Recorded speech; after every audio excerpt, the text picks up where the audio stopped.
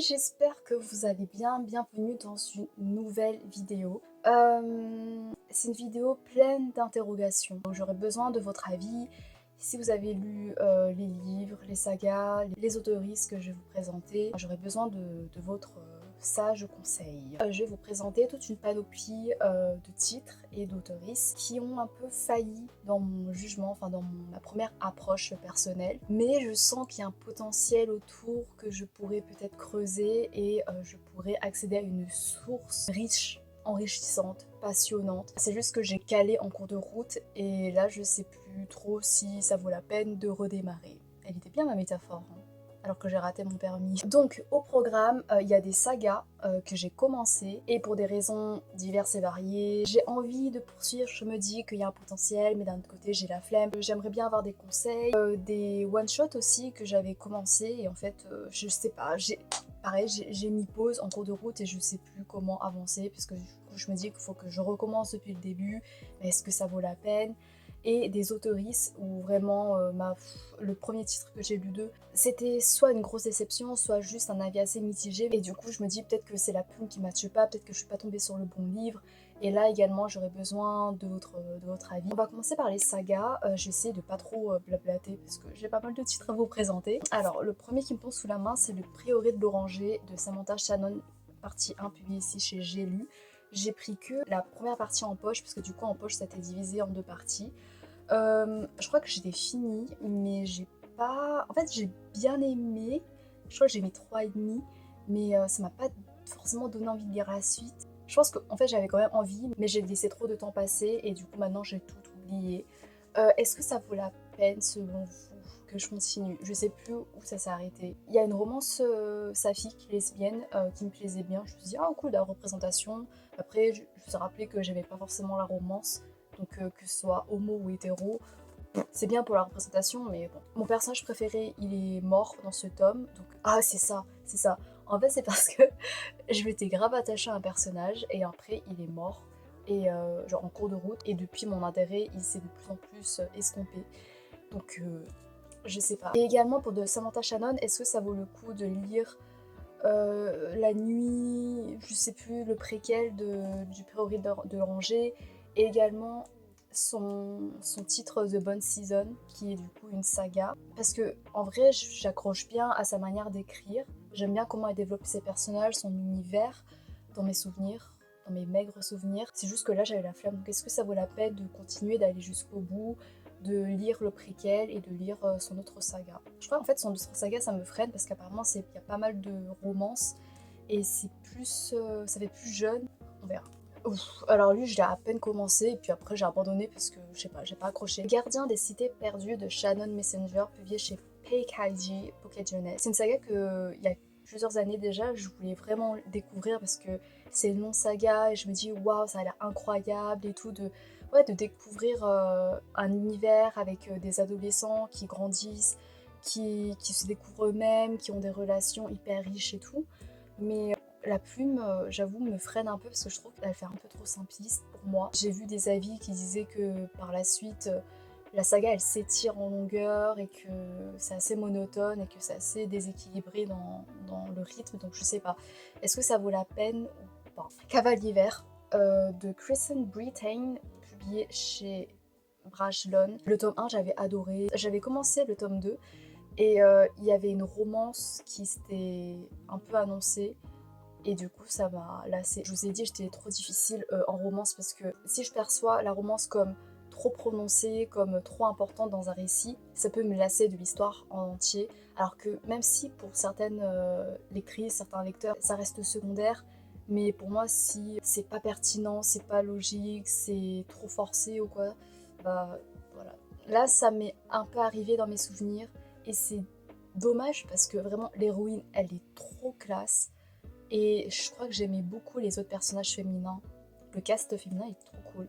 Je crois qu'il y avait quelqu'un dans les commentaires quand j'avais parlé du tome 2 que j'avais pas trop accroché qui m'avait dit que la romance était un peu plus complexe que ça et que c'était pas si facile que ce que j'aurais pu croire au début du tome 2. Je sais pas trop. Est-ce que vous avez lu la suite de la saga?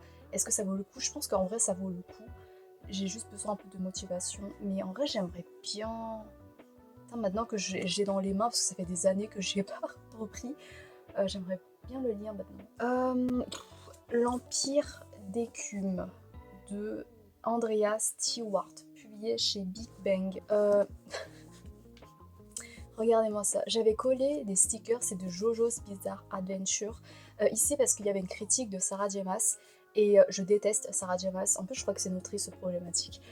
Mais je déteste ACOTAR, je déteste ses œuvres, je déteste tout. ACOTAR, c'est la pire saga ever que j'ai lue de ma vie. Du coup, quand j'ai vu qu'il y avait une critique d'elle, j'ai vite caché, j'ai vite censuré parce que je veux pas l'avoir sous mes yeux dans ma chambre. Bref, on s'en fout. Mais l'Empire d'écume, en gros, j'étais à la page 379 sur 600 pages, donc j'avais dépassé la moitié, j'ai pas réussi à continuer, je me sentais distante de l'univers, je me sentais distante des personnages, j'ai l'impression qu'il manquait un truc en fait pour que j'accroche véritablement, et donc je me suis fatiguée très vite. Je crois que c'est une duologie, et j'aimerais bien donner une seconde chance en fait, parce que apparemment il y a une romance lesbienne.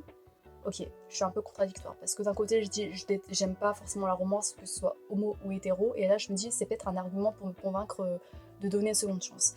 Mais là je sens peut-être que ça pourrait bien matcher. En plus là ça se passe dans un univers cynisé en quelque sorte, et c'est ça qui m'intéressait de base. Donc j'aimerais bien m'y replonger. Je pense que je ferai un vlog dessus en guise de seconde chance, parce que je me dis qu'il y a un potentiel, peut-être que j'étais pas dans le bon mood aussi, ça peut expliquer. Donc voilà, peut-être que là ça ira mieux des années après. Et dites-moi si vous l'avez lu, dites-moi si ça vaut le coup, dites-moi si, voilà, en vrai c'est si bien que ce que Sarah J. Maas a dit. Mais je lui fais pas confiance. En plus, elle, ça m'a dégoûtée parce que je suis en mode, si ce roman lui a plu, ça va peut-être pas me plaire à moi. Parce qu'on a des goûts vraiment... Voilà. L'anti-magicien de Sébastien de Castel, publié chez Gallimard Jeunesse. Le tome 3, je crois que je l'avais lu et j'ai vraiment décroché. Je trouvais que c'était redondant au niveau d'histoire, alors que le premier tome a été un véritable coup de cœur. Et c'est ça qui est encore plus rageant, c'est que du coup tu te dis, ouais, le premier tome ça démarre tellement fort, et petit à petit, encore une fois, je me suis détachée. Donc j'aimerais bien replonger dans l'univers. Le truc c'est que ça fait des années qu'il y a plein d'éléments, il y a plein de personnages, et que reprendre une saga au bout du 3e, 4e tome, après avoir pas mal oublié, après avoir décroché, ça demande pas mal de motivation et de persévérance. Et je sais pas, je me dis, il y a un potentiel. Si j'ai accroché... Alors, je vais voir s'il y a des résumés spoilants sur internet ou quoi. Mais je me dis, s'il y avait tellement un potentiel.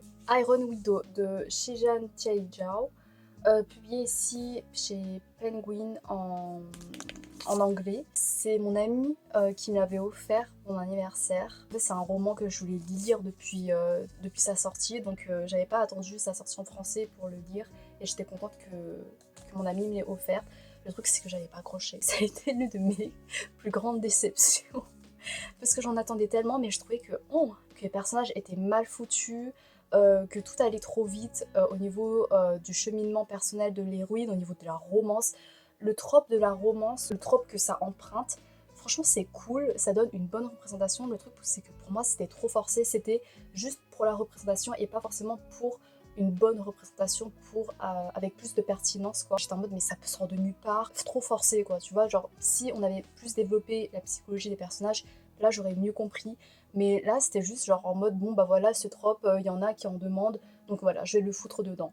Et ça m'a saoulée. Mais ce qui a également joué dans ma dépréciation, c'est que je l'ai lu en anglais et que c'est de la science-fiction, et du coup il y a plein de termes de bataille, machin truc et tout, avec des robots, avec des machines, et j'ai pas du tout l'habitude de lire de la science-fiction en anglais, et donc ma lecture n'a pas du tout été fluide, j'ai beaucoup ramé, donc ça a peut-être contribué au fait que j'ai pas accroché. Aussi au niveau du female rage, je trouvais que c'était trop forcé, mais maintenant peut-être que je serais plus ouverte en quelque sorte, peut-être que je serais plus dans un mood où je profiterais mieux de cette female rage, et apparemment le tome 2, j'en ai eu que de bons échos et j'ai envie de rentrer dans la hype. En plus l'autrice, je suis tombée sur des réels d'elle sur Instagram, elle le vendait bien, donc je pense que je vais retenter peut-être en français. Bon, je suis désolée Elodie, merci pour la version en VO, pas accroché. Le Trône de Fer, Game of Thrones, George je sais pas, Martin, publié ici chez J'ai lu. Putain, mais le Trône de Fer, le nombre de fois où c'est pas que j'ai abandonné, mais j'ai mis en pause, et du coup comme il se passe énormément de choses, et ben j'ai dû relire le tome 1, Et ensuite, je me disais, vas-y, let's go. Là, c'est le bon moment. Cette fois-ci, je vais pas lâcher. Je vais aller jusqu'au bout des tomes sortis à ce jour. Et à chaque fois, je cale au tome 2. Déjà, j'ai essayé avec ce tome 2 et je trouve la traduction hyper lourde. Mais vraiment, j'arrive pas. Alors que c'est beau, vraiment, ce tome-là, il est super beau. J'avais acheté en occasion et tout, j'étais trop contente.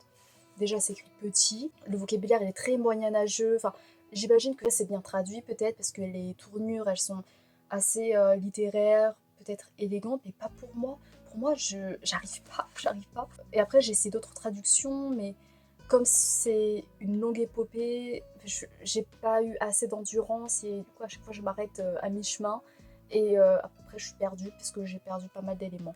Mais j'ai envie. En fait, j'ai trop envie. C'est vraiment l'un de mes goals dans ma vie de lectrice, c'est de rentrer dans cet univers-là. Pas par la saga, par la série, parce que je supporte pas le sanglant, la violence visuelle, mais par les romans. Et en plus, les romans, je me dis, c'est vraiment l'œuvre originale, quoi. Et en vrai, ça me plaît trop, vraiment, le tome 1, j'ai adoré. Mais putain, ce genre de truc où t'as des alliances, des arcs politiques divers et variés, où t'as des fils de construction de personnages hyper complexes, des relations incroyables, des rebondissements de malades, une cruauté sans nom dans le destin des personnages. J'aime trop et ça me donne trop envie. Le truc, c'est que j'ai l'impression de ne pas être assez endurante. Donc voilà, je vais réessayer de recommencer le tome 2 et après on verra. Mais sinon, l'auteur il a écrit, je crois, une autre série ou un autre one shot, je sais plus, c'est le feu et le sang, je sais plus. Donc je me dis peut-être que en attendant, je pourrais peut-être m'intéresser à d'autres de ces sagas qui sont, je crois, dans l'univers du Trône de Fer, mais qui empruntent d'autres voies narratives. Mais donnez-moi de la motivation, s'il vous plaît, parce que j'en ai besoin. Il y en a d'autres. Alors celui-là, j'avais dit NF, c'est le Trône de Jasmin de Tasha Souri. Ce roman, il me donne envie depuis des années, et du coup, quand il était sorti en français, j'étais trop contente parce que j'avais peur un peu de lire en anglais, de pas pouvoir l'apprécier comme Iron Widow. Le truc, c'est que dans le Trône de Jasmin, en plus, ce qui m'intéressait, c'était qu'il y avait une romance lesbienne, mais cette fois-ci, encore une fois, je trouvais que c'était trop forcé et que l'attirance réciproque était annoncée trop tôt à mon goût. Dans une romance, j'aime bien quand au début, c'est purement platonique et que ça nous laisse d'abord voilà, un peu nous alanguir. Ça nous laisse la liberté de shipper de nous-mêmes les personnages avant de nous dévoiler leur relation amoureuse. Et là, je trouvais que c'était trop précipité et donc ça m'a détaché de l'histoire alors que je me dis, il y a un potentiel au niveau de l'histoire politique, je crois. Genre, on suit des rebelles, une révolte qui se met en place, une princesse. Je me dis qu'il y avait de bons ingrédients, mais encore une fois, la romance, ça m'a freinée. Encore une fois. Est-ce qu'il y en a qui ont lu? Est-ce que la romance prend beaucoup de place? Est-ce que ça vaut le coup pour l'histoire politique, le rebondissement, etc. Parce que j'aimerais bien peut-être retenter un jour. Et enfin, une des sagas, cette saga, j'ai calé tellement de fois, j'ai calé presque autant de fois, je crois, que le Trône de Fer. C'est la saga du Sentier des Astres de Stéphane Plateau. Je n'ai jamais dépassé le tome 1, Manèche, je crois. L'auteur, il écrit, c'est vraiment l'un des auteurs qui écrit le plus bien. C'est vraiment l'une des plus belles plumes que j'ai lues de ma vie, on est d'accord. Le truc, c'est qu'il y a beaucoup trop de descriptions pour moi. Et en fait, je crois que je cale toujours au même moment, c'est quand le héros, dans le tome 1, au début du tome 1, vers une centaine de pages, je crois, il traverse une forêt. Et en fait, l'auteur, il décrit toutes les sensations. C'est comme Patrick Doudnay, en fait. Il décrit toutes les sensations. T'as l'impression vraiment de voyager en temps réel avec le héros. Et je trouve que c'est une prouesse littéraire incroyable, on est d'accord. Le truc, c'est que je n'ai pas la patience. J'avoue, en fait, j'étais à des moments où j'avais besoin d'un peu plus d'action. Et non, et du coup, j'arrivais pas. Du coup, là, c'était vraiment pas le bon livre. Je me dis, j'ai envie de lire parce qu'apparemment, le tome 2, c'est autour d'un personnage féminin, d'une mère avec sa fille. Apparemment, son histoire est incroyablement émouvante et magnifique. Et je me dis, est-ce que au pire, je peux lire le tome 2 parce qu'en fait, c'est des histoires individuelles, enfin des histoires qui suivent des personnages principaux différents. Et du coup, je me dis, est-ce que je peux d'abord m'attaquer à ce tome 2 autour de ce personnage féminin et laisser le tome 1 de côté. Mais j'aime pas en fait, j'aime pas transgresser la chronologie des tomes. Je sais pas. Et en plus, dans le tome 1, j'aime bien le personnage principal qu'on suit et j'aime bien la manière dont c'est narré, le fait qu'en fait c'est un personnage qu'on retrouve et qui va compter, comme dans Le Nom du Vent, son épopée, comment il en est arrivé là. Et puis au début, on suit une fratrie, enfin on suit une famille où lui il a été adopté et c'était trop mignon. Le truc c'est que après il commence à pécho celle qui est censée être sa sœur adoptive et ça m'a un peu... c'est que le début, hein, du coup je vous spoil pas. Et du coup ça m'a détachée parce que je m'étais attachée à eux en tant que frères et sœurs et j'aime trop les histoires de famille, je trouve que c'est tellement important et c'est tellement précieux. Et là le fait que ça tourne plutôt vers le désir charnel, vers les découvertes des premiers émois sexuels et tout, j'étais qu'est-ce qui se passe, je sais pas. Voilà, donc ça m'a en plus détachée de l'histoire et en plus c'était très contemplatif, un peu trop à mon goût, mais tout de même j'ai quand même envie de continuer, surtout pour le tome 2. Et je me dis, putain, il y a un énorme potentiel pour que vraiment ce soit une aventure incroyable, quoi. Donc voilà, est-ce que vous l'avez lu? Est-ce que, encore une fois, ça vaut le coup? En matière de one-shot, j'avais acheté en convention sur le stand de l'autrice slash éditrice, parce que du coup, c'est sa maison d'édition, je crois. Plume Blanche. Ah non, peut-être pas alors. Les Princes du Feu de J. Robin. J'ai eu une dédicace personnalisée, illustrée, c'est trop cool. J'étais presque arrivée à la fin. En fait, j'avais demandé à l'autrice un roman sans trop de romance. Du coup, elle m'avait vendu ce roman-là parce qu'elle disait qu'au cœur de l'histoire, c'était une relation fraternelle, d'où le titre, que la romance en vrai, ça restait assez secondaire. Et c'est vrai, vraiment, genre la romance en vrai, ça va. Dans mes souvenirs, ça m'a pas plus saoulé que ça. Enfin voilà, en vrai, c'était même cool parce que l'héroïne, enfin le personnage féminin, elle est assez cool. C'est une relation basée sur un socle plutôt sain dans mes souvenirs.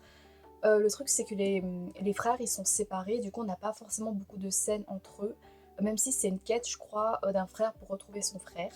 Mais je sais plus pourquoi j'ai arrêté. C'était très prometteur et j'ai arrêté avant la bataille finale, quoi. En plus, c'est un one shot, donc en vrai, c'était cool. Et puis, je crois qu'il y a peut-être des illustrations. Oh, on fait des illustrations en plus. C'est trop bien et je suis arrêtée, voilà, comme une débile. Moi j'aimerais bien reprendre, enfin du coup j'aimerais bien recommencer parce que je me dis ça vaut la peine quoi. Robin, c'est à la fois l'autrice et une agence de communication pour éditeurs et auteurs indépendants. Donc voilà, c'est en plus le taf, le travail c'est hyper admirable. Je trouve que ça mérite quand même une seconde chance, ne serait-ce que pour le respect de l'autrice, de la maison d'édition, de cette agence-là, et également pour l'histoire en elle-même qui en fait est franchement cool et c'était bien mené. Voilà, donc ça fait un paquet de titres et ce n'est pas fini parce que j'ai des auteurs, j'ai des autrices que j'aimerais lire, mais j'hésite. J'hésite. En fait, c'est des auteurs, des autrices dont le premier livre ou voilà les quelques livres que j'ai pu lire d'eux m'ont pas plus emballé que ça. Mais j'ai quand même envie de creuser parce que je me dis peut-être que voilà je suis pas tombée sur le bon livre et que j'en entends tellement en bien que je me dis peut-être qu'au bout d'un moment je vais réussir à avoir une bonne expérience avec la plume de cet auteur, de cette autrice. Il y a V. Schwab. V. Schwab, j'avais commencé Shades of Magic il y a plusieurs années et j'avais pas accroché à la plume. Vraiment l'univers me tentait bien, c'est juste que la plume vraiment j'aimais pas. D'elle j'avais lu Vicious également. Attends, j'en avais lu plein d'elle. Oui, j'avais lu Vicious que j'avais pas forcément plus aimé que ça. J'ai lu Galante que j'avais bien aimé. J'ai lu des Savage Songs. C'était une duologie et j'avais bien aimé le tome 1. Attends, je vous dis vraiment de la merde. En fait, il y avait que Shades of Magic et Vicious où j'ai pas réussi à accrocher avec l'autrice. En fait, j'ai l'impression que sa plume, elle est flexible dans le sens où ça change d'un roman à un autre. Je sais pas si c'est parce que l'histoire change en elle-même, mais parfois j'arrive à bien accrocher à sa plume et d'autres fois où je trouve que ça manque de profondeur.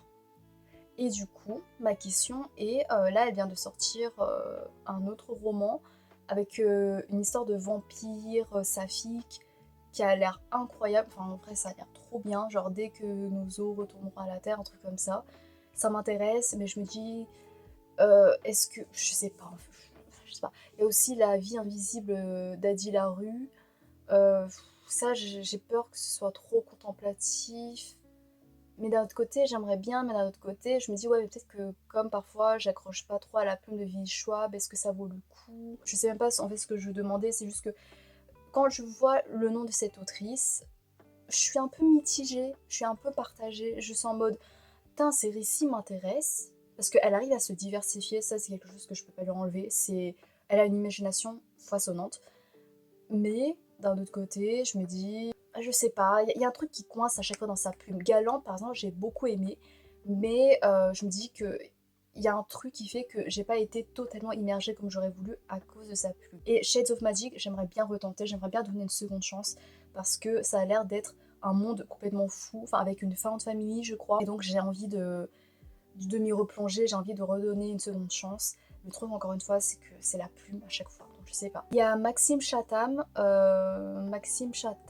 j'ai lu sa saga fantastique Autre Monde, je crois, les chroniques d'Autre Monde. J'ai pas plus accroché que ça, pareil, j'ai pas forcément accroché à sa plume.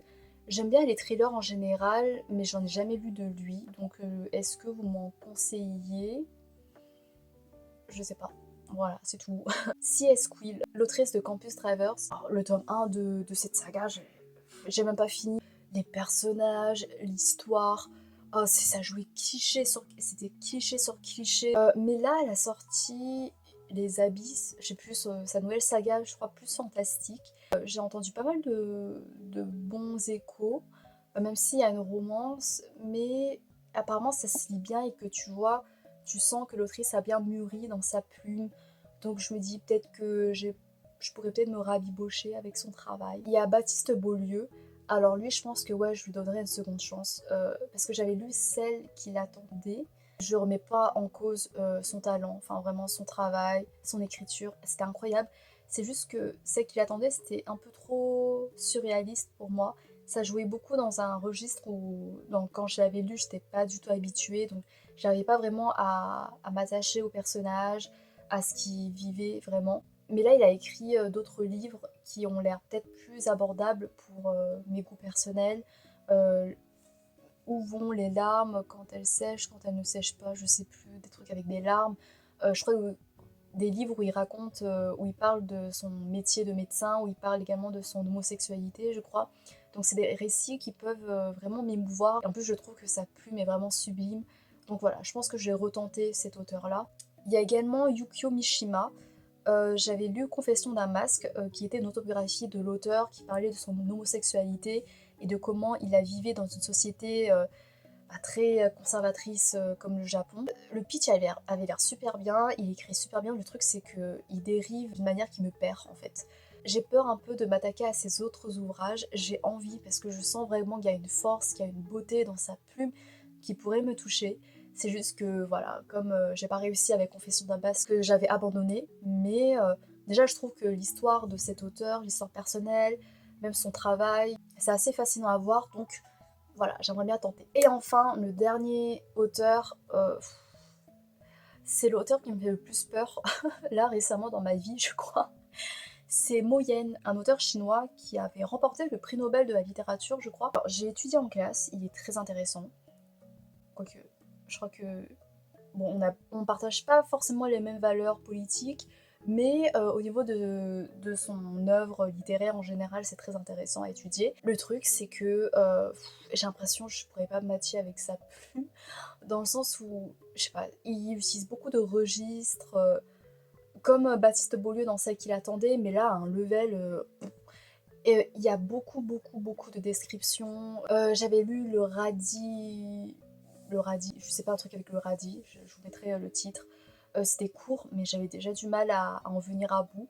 Et à part ça, il a écrit d'autres romans qui m'intéressent d'un point de vue historique. Il y a des trucs qui m'intéressent, mais j'ai peur de sa plume. Vraiment, ça, limite, ça m'intimide et ça me paralyse. Je me dis, je sais pas dans quoi je me lance. En plus, c'est gros, c'est un pas que je voudrais franchir. Mais ça semble encore trop gros pour moi, mais j'aimerais quand même lui accorder une seconde chance. Mais j'ai peur. Voilà, j'espère que cette vidéo vous a intéressé, que voilà, si vous voulez rebondir sur certains titres, me conseiller ou même me déconseiller de certains titres, n'hésitez pas. Est-ce qu'il y a des livres également voilà, que vous avez abandonnés, mais vous sentez qu'il y a peut-être un potentiel derrière qui pourrait vous toucher, du coup vous avez envie de les reprendre, de leur accorder une seconde chance. C'est dur, hein, c'est dur parce qu'en fait il y a tellement de livres à lire, du coup tu te dis ouais mais voilà, est-ce que je vais encore m'infliger le risque d'une énième déception avec le même livre? Et peut-être que ça en vaut la peine, peut-être que c'était même juste l'histoire d'un moment qui n'était pas propice, idéal à la lecture de ce livre, donc Voilà, il y a plein de facteurs qui jouent sur le fait qu'on peut ne pas apprécier un livre.